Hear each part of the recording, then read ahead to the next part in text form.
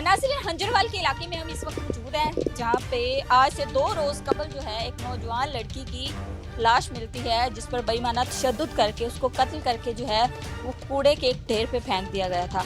इस वक्त हम उस फैमिली में उस लड़की के घर पे मौजूद है, जिसका नाम था फरीहा, जिसकी उम्र फ़कत 19 साल थी और ये किसी फैक्ट्री में मुलाजमा थी।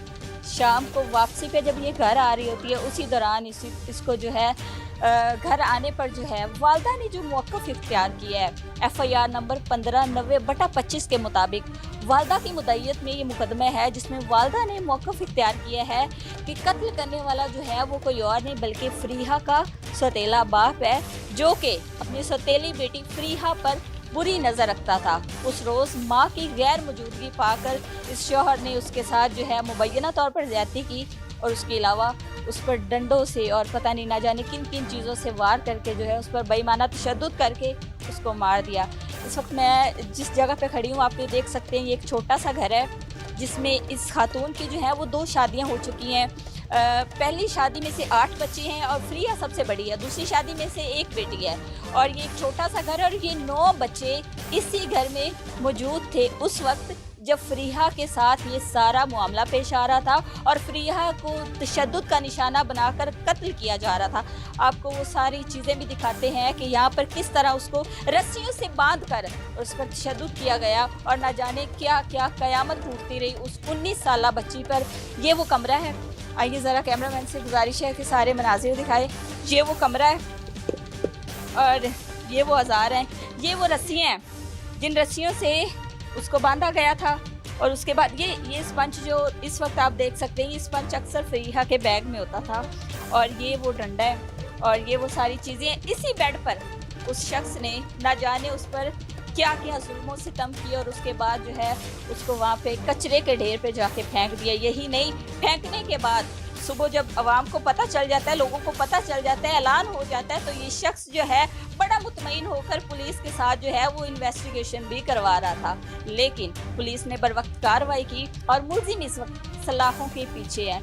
मुद्दई फैमिली में इस वक्त वालदा मेरे साथ मौजूद हैं, वालदा से सारी तफसीलात जानते हैं।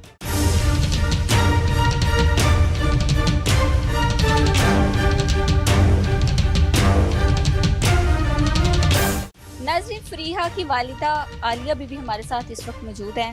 हमें आपकी बेटी का बड़ा अफसोस है। मुझे ये बताएं कि कितनी उम्र थी आपकी बेटी की? 18-19 साल। 18-19। कितने बच्चे हैं आपके? मेरे 5 बेटे और 4 बेटियाँ।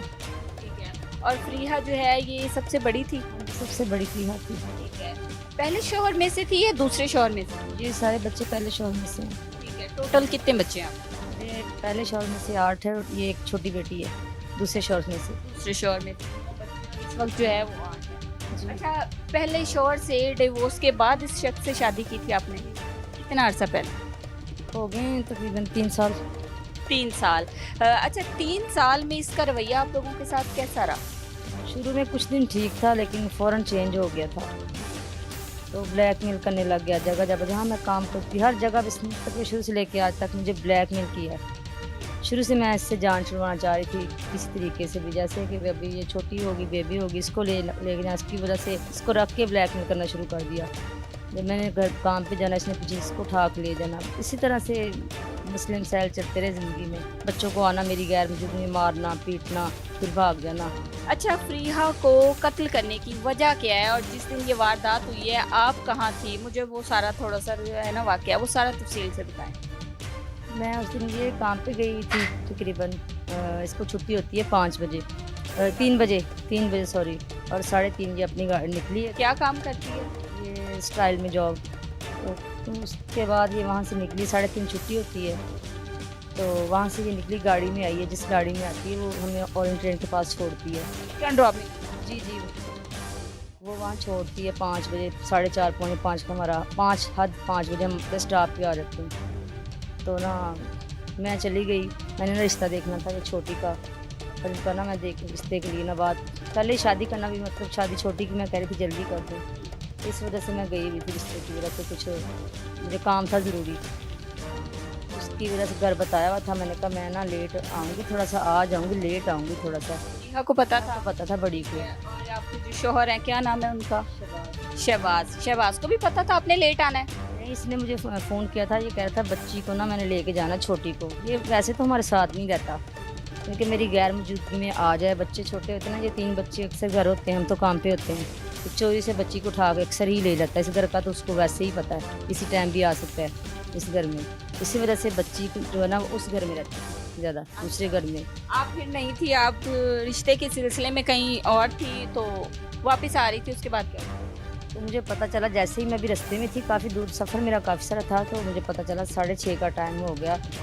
इसने मुझे पहले कॉल की थी, मैंने बच्ची को लेके जाना है, अपने आप दे दोगी तो ठीक है, नहीं दे दोगी तो फिर मैं, आपको पता ही है फिर मैं क्या कर सकता हूँ। ब्लैकमेल करता था ना हर बात से। मैंने कहा कोई बात नहीं, तुम ले जाना, जब तक रखना अपनी बेटी है ले जाओ, तो कोई बात नहीं, फिर वापस छोड़ जाना। कहता वो तो बाद की बात है ना। मैंने कहा अभी तो मैं घर में नहीं हूँ, मैं उधर बच्ची का ना रिश्ता देखना था, तो किसी काम जा रही हूँ काम से, तो आज कब आना कहता तुमने। मैंने कहा मैं इतने बजे तकरीबन जा रही हूँ, फिलहाल मुझे 2-2.5 घंटे लग जाएंगे जाते जाते, 2-2.5 घंटे मुझे वापसी में भी लग जाएंगे। ये इसके गैर मौजूदगी में घर आ गया, जो 2-3 दिन से इधर ही मंडरा रहा था। उससे पहले भी एक दिन आया है, उससे पहले 2-3 दिन पहले भी आया, काफ़ी लड़ाई झगड़ा हुआ हमारा बच्ची की वजह, छोटी की वजह से। तो वो रिक्शे पे बैठ, जहाँ से हम आप लोग अपने घर गाँव में आते जाते हैं ना रिक्शे पे बैठ के, तब के उधर वो उस तरफ जा रही थी रिक्शे पे बैठने के लिए। तो हम जा रहे थे, हमने देखा उधर था, मैंने कहा कितना टाइम था, कहती 5 बजे का। मैंने कहा 5 बजे ठीक, हम 5 बजे उसको आ जाना चाहिए था। हाँ ये तो टाइम तो सही बताया आपने। मैंने फिर जहाँ मुझे हक था, इधर उधर बहन भाई इधर, मैंने कहा कहाँ से हो सकता है, शायद मुझसे थोड़ी सी खफा थी, तो हाँ नाराज़ हो गई कि कहती आज मैं अपनी मम्मा को तंग करती हूँ, तो कहती है अपना, फिर वो मैंने कहा परेशान हो गई। जब जहाँ मैं तसल्ली तो कर ली, मैंने कहा शायद ऐसे बैठी हुई नाराज़ हो के उसने कहाँ जाना है। लेकिन इसी तरह से ना मैं, जब मुझे सुबह 6:30 या 7 बजे इसी ने पता नहीं चल सका। मैंने कहा रिश्तेदारों में पता किया आपने, और एफआईआर भी करवाई?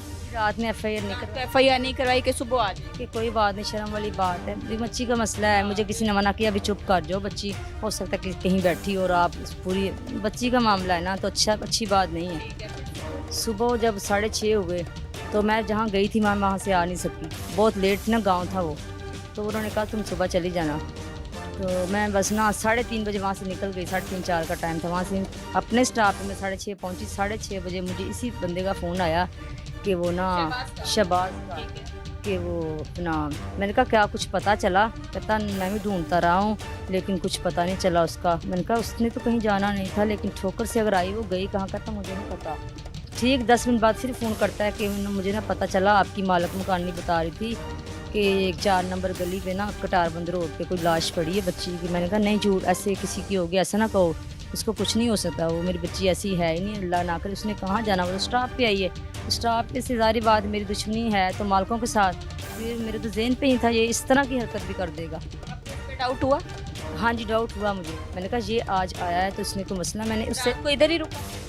रात को ज़ाहिर आप बच्चों के पास नहीं थी? कितने बच्चों को साथ ले गई थी? घर में कितने बच्चे थे? मैं तो अकेली गई थी। अकेली गई थी। और यहाँ पे कितने बच्चे थे? सारे एक अकेले थी, हाँ जी। ये शहबाज नामी जो आपका शोहर है, ये रात को बच्चों के पास था? पास था, जब उसको पता चला कहता मैं ढूंढ रहा हूँ, अल्लाह खैर करेगा ये वो। और कत्ल करने का टाइम पता चल सका कि किस टाइम किया था और कैसे किया था? मुझे ये नहीं पता चला, उनको पता हो तो जिन्होंने कार्रवाई की पता नहीं, लेकिन मुझे ये नहीं पता। मुझे सिर्फ मैंने अपनी बच्ची को देखा था। ये आज मैंने यहाँ से चेकिंग की है, यहाँ पे एक डंडा पड़ा है, एक रस्सी पड़ी थी इधर,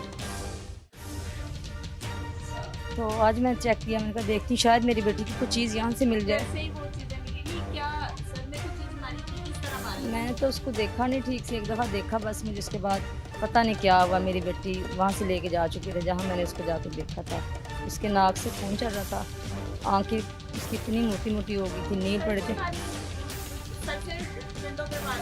मुँह तो ठीक था लेकिन नील वगैरह इतनी मोटी मोटी, मतलब उसका चेहरा हुआ पड़ा था, नील पड़े हुए थे। मैं नहीं देख सकी, मुझे नहीं पता उसके बाद क्या हुआ। मैंने अपनी बच्ची को नहीं देखा, वो ले गए अब मेरी बेटी को, तो पुलिस वालों को पता हो तो मुझे नहीं पता। लेकिन यहाँ मैंने चेकिंग तो किया था कि यकीन नहीं हो रहा था मेरी बच्ची, मतलब कि यहाँ आई है, इसके लिए ये हुआ। अच्छा, आपके शोहर ने ये स्टेटमेंट दी है इब्तदाई तफ्तीश में कि आपका जो पहला शोहर है वो भी इस केस में मुलविस है, तो कहीं ना कहीं आपको लगती है ये बात कि वो भी मुलविस हो सकता है अपनी सगी बेटी को कत्ल करवाने में? कोई नहीं है, क्योंकि वो इसलिए शायद मैं कहती मगर नहीं, वो बिल्कुल नहीं हो सकता। उस रात को जो रिश्ता वो जिसने मुझे बताया था वो उन्हीं के रिश्तेदारों में था, वही मैं देखने गई थी।